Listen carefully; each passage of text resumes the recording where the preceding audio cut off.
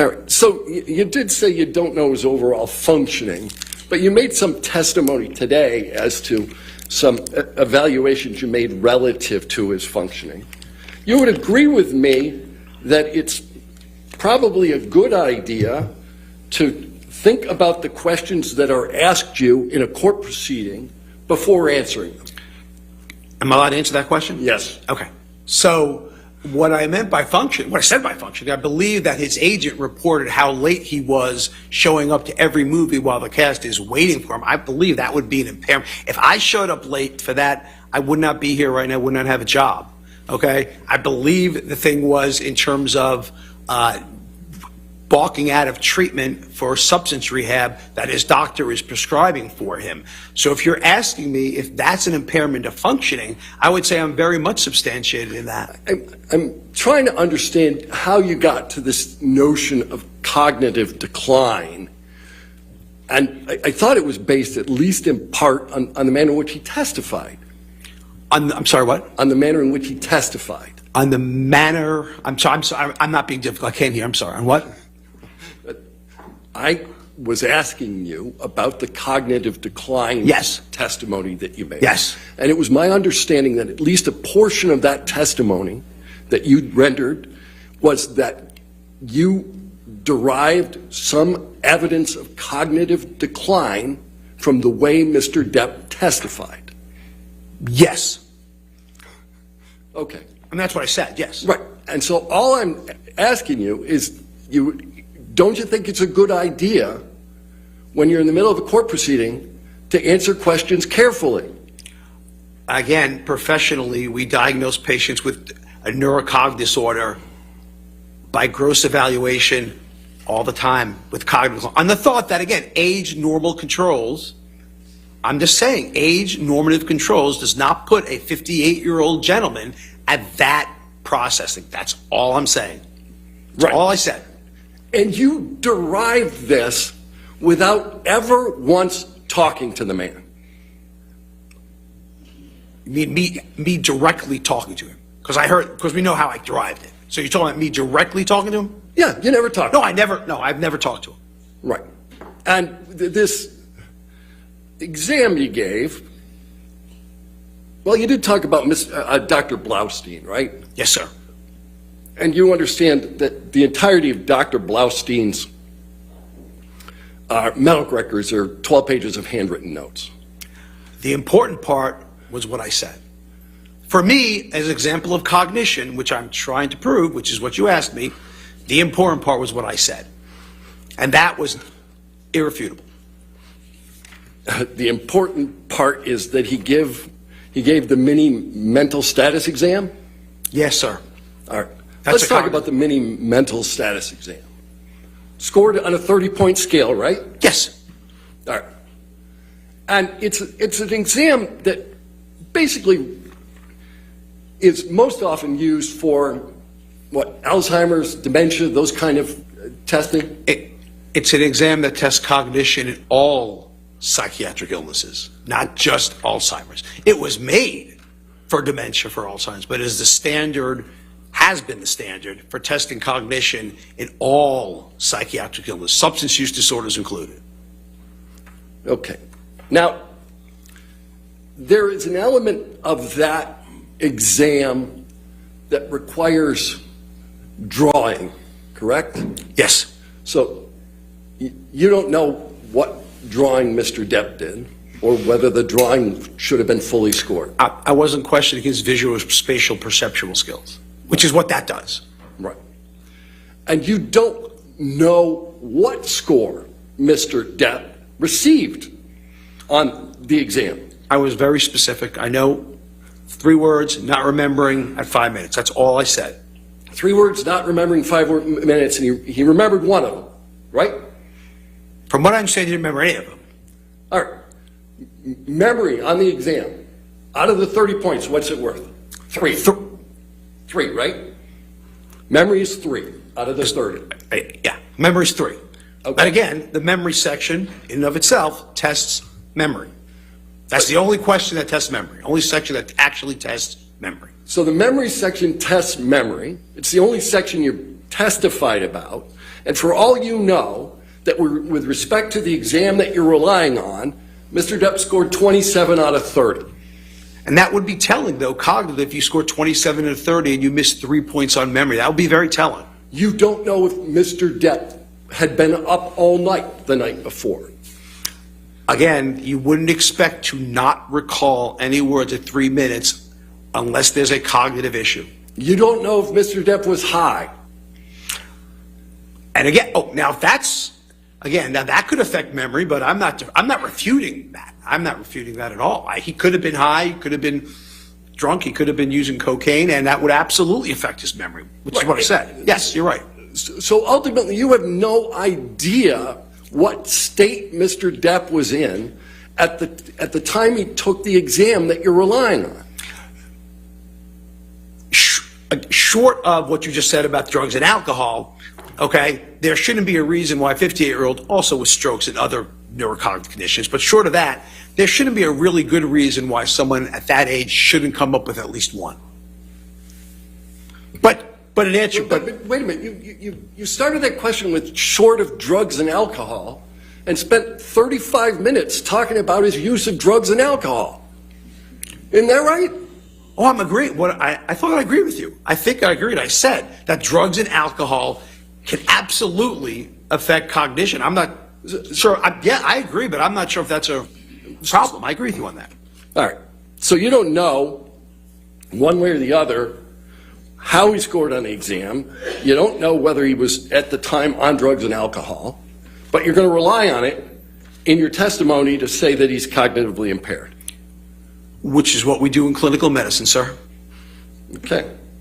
You rely on tests that you don't know when it was administered, you don't know the score of the test, and you don't know the state of the person being tested, but you're going to rely on it anyway. Again, if we had to know every test, when people get the mini-mental state exam, we have no idea clinically if they are high, wasted, stoned, stroke. We have no idea. So if you're going to say that, that means everybody needs a drug test before they do a mini-mental study, and that's not the standard of care. And I think you know that. So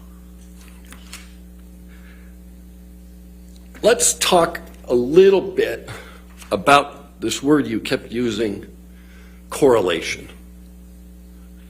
You know the word, right? yes. Correlation and causation aren't the same thing, are they, sir?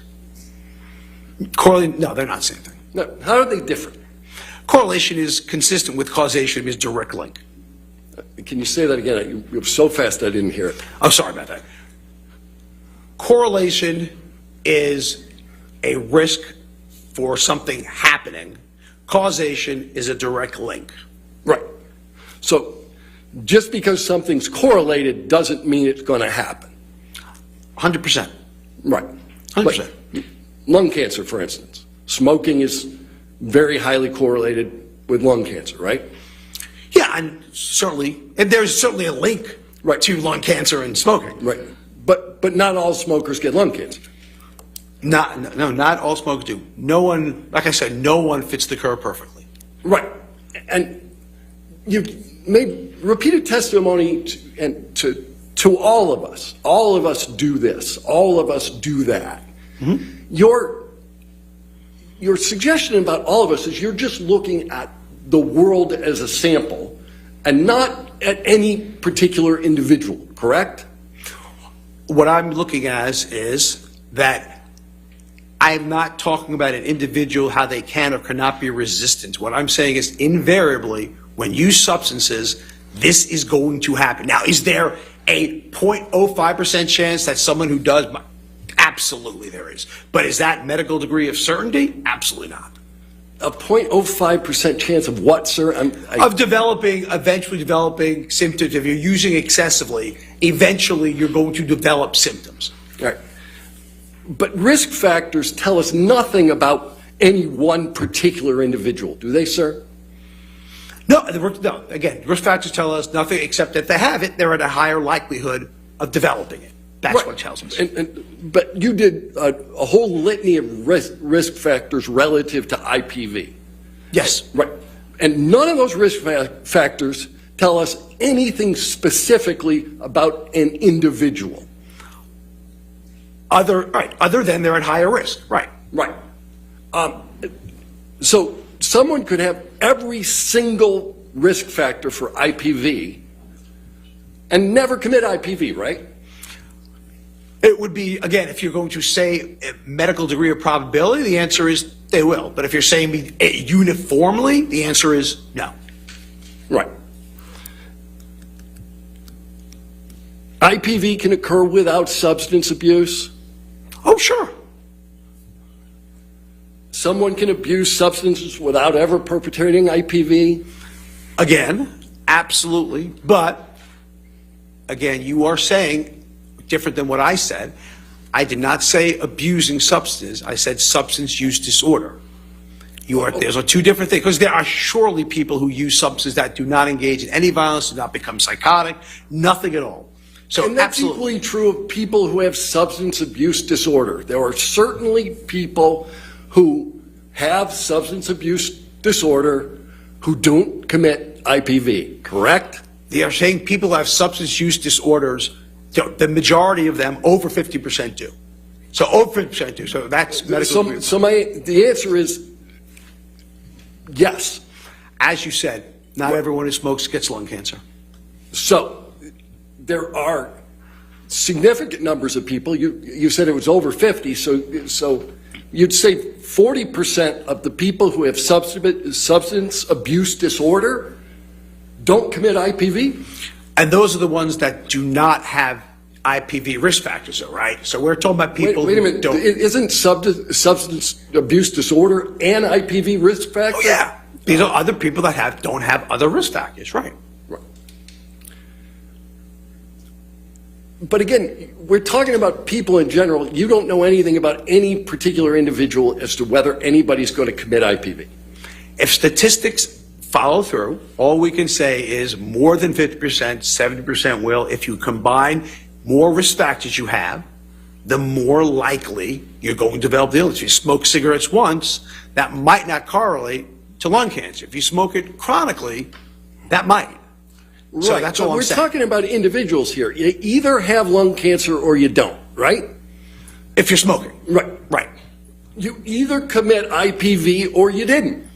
Oh, I mean, yeah, you either did or you didn't, yes. Right.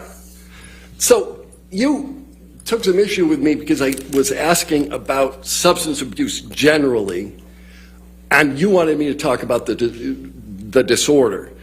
I asked you earlier about narcissistic personality disorder, and you haven't made that diagnosis. You've just talked about the traits, right? Yes. And somebody can have these narcissistic personality traits and substance abuse disorder and never commit IPV, right? So, along that line, Right. about 80 to 90% of people who commit IPV have a personality disorder. So the answer is less than about 10% obviously do not. Right. There are more close links with IPV for borderline personality disorder than narcissistic personality disorder. Correct, sir? I'm not going to agree with that. No? I'm not saying there are more links. I would say to you, there are absolute. If you're asking me there are links, the answer is absolutely. If you're saying to me more, I can show studies say yes, so studies say that. That has not been absolutely definitively correlated. No. No. Absolutely not.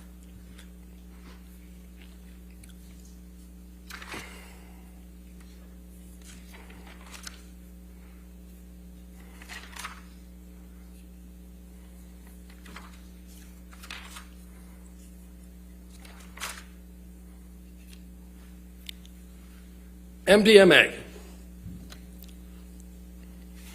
What is it? Ecstasy. Yeah. And what's the normal dosage of ecstasy for people who use ecstasy? Again, I couldn't tell you the quote-unquote normal dose because, honestly speaking, no one knows what they're getting when they're using it, right? It's not regulated, so. But the effects of ecstasy Enhanced sense of well-being? At low doses, the answer is yes. I'm going to gather when you're using it at higher doses and develop tolerance, you develop the sympathomimetic effects, which are not so enhanced well-being. Increased extroversion, that's a symptom? Again, at low dose, you are 100% right. At low amounts, you are 100% right. It is an adaptogen. We feel closer to people. That's what people who use it say. They feel close to people, warmth to people, 100%. But with continual use and higher doses, it can be fatal. Right. So that's not well-being. I don't know if I'd call that well-being. So continued use at higher doses, MDMA can be fatal, correct? Correct. What if you took 8 to 10 tablets of MDMA? What if you took again, you don't know what it's very hard to say that. You don't know what it's, what's the word I'm looking for? Contaminated with, okay? You can't just say, hey, let me just take 8 to 10 pure ecstasy and see what happens. Yeah. That's not gonna happen. So what I would say to you, again, because substance abuse are unpredictable, they are not regulated, no one knows what they're going to. No one absolutely has any idea whether it's going to cause this empathic and tactogen effect at very low doses, or is it going to cause the sympathomimetic, increase, it's like a stimulant, like cocaine and something we talked about like that. No one knows what's going to happen. It's not regulated. And no one knows if you're using with other substances either, like other stimulants. Or if you mix it with alcohol. Or mix it with alcohol. No one knows if it's going to be potentially worse. Right. But this is a potentially lethal combination. 8 to 10 MDMA tablets and alcohol. This is a potentially toxic combination. Right. Can it kill you? Yeah, I mean, it is a potentially toxic combination. That's true. Ever heard of someone cutting off their own finger on MDMA? Have I ever heard of it? Yeah. No, I can only give you one example. Hadn't seen that one before. Okay. So, Seroquel. That one puts you to sleep, right? If you want to phrase a barbiturate putting you to sleep, then the answer is yes. Yeah, you heard Mr. Depp talking about sometimes being on the nod, right? And again, I think I explained Seroquel very well this morning. Good. I'm going to ask him a few more questions. Oh, okay. Okay. All right. You kept making references to street value. Why were you doing that? Because that's why people with substance use disorder use quetiapine and Seroquel. Say it again, I'm sorry. That's why people who use quetiapine or Seroquel can it sells on the street because it's so barbiturate-like in effect. Right, but you said that Mr. Depp had a prescription. There are many substance use disorder patients who have prescriptions for Adderall and quetiapine from their doctor, and that doesn't mean they're not getting high out of it. That doesn't take much. Doctors like to believe what patients have to say. They're not going to go in there being expert witness testimony. All I'm telling you is that in people who have substance use disorder, it is not uncommon, and the thought was initially that because quetiapine was not addicting, that it's safe to give in people with substance use disorders, when in fact, we absolutely know it has street value. We absolutely know that for a fact. Right, but my point about this is you made a bunch of testimony about street value, but you knew at the time you made the testimony that Mr. Depp, in fact, had a prescription. He also had a prescription for oxycodone and roxicodone. Does that count? Because that's also probably not a good thing. Just because you have a prescription doesn't mean that... I think Mr. Depp would agree with you it wasn't a good thing. Just because you have a prescription doesn't mean you can't abuse it. No, I'm not suggesting you're abusing it. I'm just wondering why your testimony was in any way tied to street value when every single drug you referenced, Mr. Depp had legally. Again, you can have prescription substance abuse, and we know that, correct? No, I shouldn't be asking that. We can have prescription substance use disorders, and that's not uncommon if you look at the opiate epidemic that we're living in right now. We can have that. That's not an uncommon thing. Unfortunate, but uncommon. Not uncommon. So, Seroquel, I think you described as a sleeping agent when used off-label? When I saw what? Sleeping agent, Seroquel, when used off-label? When used off-label, it's used. It can be used sleeping aids. Yes. Right. So, Mr. Depp's use of Seroquel could account for some of the photos we saw in this trial, where he's asleep in a chair. Again, what I would say to you is that if you have a substance use disorder, you are using it to be knocked out. Yes, I agree, but I'm not sure at the end of the day if you have vomitus over you either, because I've never seen Seroquel do that. So when he was passed out in the chair, he also had vomitus over him. I've never seen Seroquel do that ever. Neurontin is another one of the drugs you testified about. That one's also prescribed, right? Yes, it is. And what's the prescription for that? What's it used for? And what's its indication, or what's its used what's its indication? I mean, its indication is for seizures. It may have one pain indication. Again, I'm not a neurologist, so I can't tell you exactly if it does. But it's chronically used off-label for pain. It's used off-label for anxiety. Right. And what's its effect? That's another one that'll put you to sleep, right? Well, yeah. I mean, sure, 100%. Right. And you made reference to a picture. There's been testimony around that picture that Mr. Depp fell asleep with ice cream in his hand. That's not vomitous, right? I was told it was vomitous. Okay.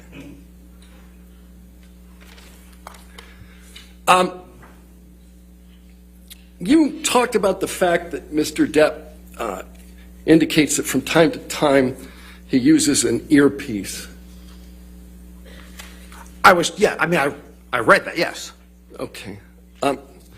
Did you read the testimony of Mr. Wyatt, who told you what was being pumped into that earpiece? Yeah. I mean, if I remember right, I think it was lines, right? No, it was music. It was music, not his lines? Yeah. Oh, okay. So if Mr. Depp was listening to music rather than being fed his lines, does that change your opinion as to his cognitive function?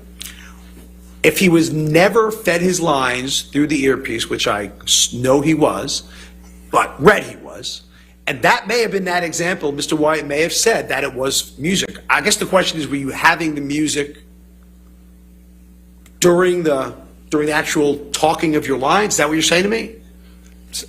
Well, if you can do two things at once, that's a pretty high cognitive function, isn't it, sir? It's a very good point, actually. Divided attention is something humans have a lot of trouble in. So, for instance, we have trouble driving and putting on using our cell phones and direct. So, divided attention, humans actually are not very good at. I'll put that out there.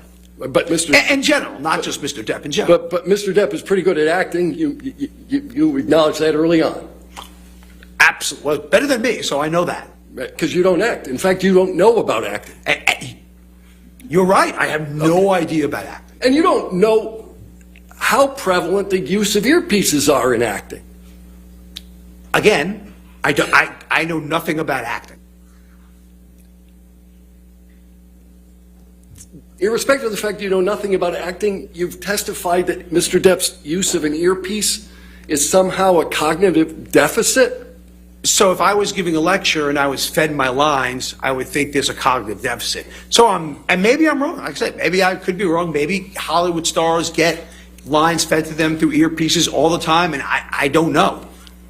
That could be said. It sounded to me to be unusual if you're doing a movie and you don't know the lines. But like you said, I'm just judging what I do with lectures, and that would never happen. If you gave lectures, you wouldn't use an earpiece, but you're not going to tell anybody how to act. I'm sorry, what was the question? I said if you gave lectures, you wouldn't use an earpiece, but you're not telling anybody how to act. Right, I would not use an earpiece during lectures. Right. But I don't know what the standard for standard is Hollywood is for that. I have no idea. Your testimony about the use of an earpiece, as maybe you were wrong. You're comfortable with the fact that you may have made a mistake there? No, because I think in the basis of what I've read about it, I'm comfortable that I don't believe that actors are routinely given their entire script through earpieces. I find that hard to believe. Yeah, But- and but- not one whit of evidence that this ever happened here. I guess what I said. I just said I find it hard to believe. I didn't say it. I said I find it hard to believe. That's all I said. Oh, yeah, but what you found hard to believe, sir, was that every line of the script was pumped through an earpiece. Where did you ever get the idea that occurred? That's what I have been. That's what I read in the court review, the court evidence. That's where I got it from. Right. And you know whether Marlon Brando used an earpiece? Isn't he dead? Yeah. So the answer is no. He does not use one now. Oh, no, I used the past tense, sir. Oh, I'm sorry. I know nothing. I will concede to you. I know nothing about acting.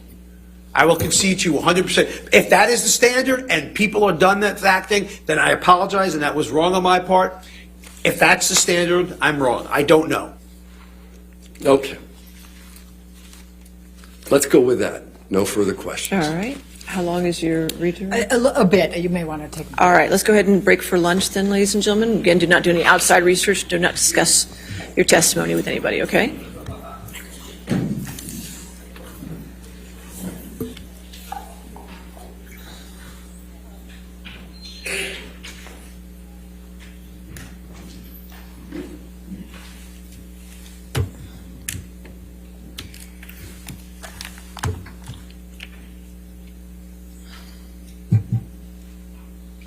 All right. So let's come back at 1:55 then. All right. Is that fine? All right, thank you. 1:55. All right.